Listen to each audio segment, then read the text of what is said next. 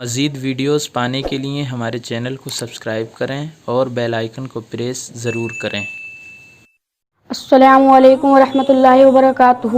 میرے پیارے اسلامی بھائیوں، میں آپ کو 20 خوبصورت حدیثیں سنانے آیا ہوں اور کچھ مسائل سنانے آیا ہوں جن پر ہم نے عمل کر لیا تو ہماری دنیا اور آخرت دونوں بہتر ہو جائیں گی۔ بات شروع کرنے سے پہلے ایک بار درود پاک پڑھ لیجئے۔ اللہم صلی علی سیدنا مولانا محمد مبارک وسلم صلی اللہ تعالیٰ علیہ وسلم۔ کینہ اور عیب نہ رکھنے کے لیے لا تباغضوا ولا تدابروا، آپس میں کینہ نہ رکھو اور عیب جوئی نہ کرو۔ پسندیدہ جگہوں کے لیے احب البلاد الی اللہ مساجدها، اللہ کے نزدیک سب سے زیادہ پسندیدہ مسجدیں ہیں۔ بدترین مقامات کے لیے شر البلدان اسواقها، شہروں کے بدترین مقامات ان کے بازار ہیں۔ قبر پر سجدہ نہ کرنے کے لیے لا تتخذوا القبور مساجدا، قبر کو سجدہ گاہ نہ بناؤ۔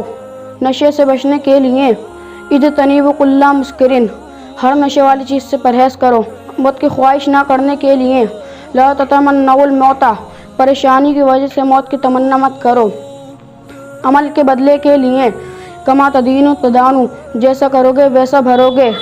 خیر خواہی کے لیے دلیل الخیر کفاعلہ، نیکی کی ترغیب دینے والا نیکی کرنے والی کی طرح ہے۔ دیر تک سونے کے نقصان کے لیے نوم الصبح تمنع الرزق، صبح کے وقت سوتے رہنا رزق کو روکتا ہے۔ علماء کے لیے العلماء ورثۃ الانبیاء، علماء نبیوں کے وارث ہیں۔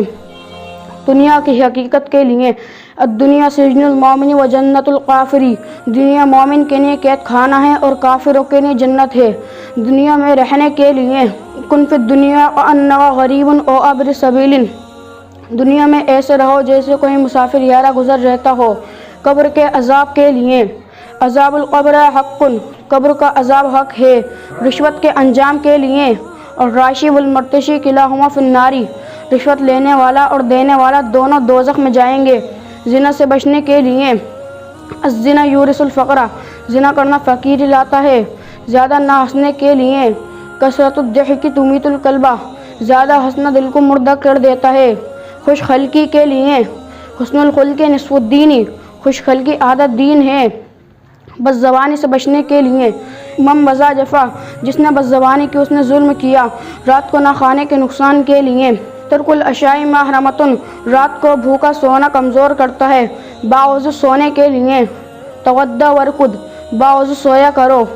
نماز کا بیان۔ شرائط نماز 7 ہیں۔